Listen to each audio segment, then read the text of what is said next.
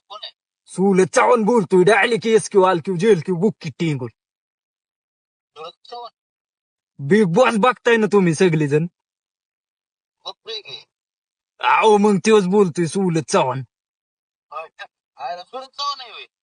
मग आणि मग बिग बॉस मध्ये मोबाईल कुठे आहे तुम्हाला तेव्हा? अहो आहे ना, आपला वत माहित नाही होय तुम्हाला. 10 मिनिटं वापरायला परमिशन असते मला.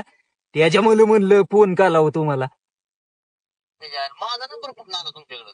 अहो असंच बसलो होतो, दाबत बसलो होतो इकलं तिकलं, म्हणून झाला म्हणलं लावून टाकावं सगळ्यांना फोन.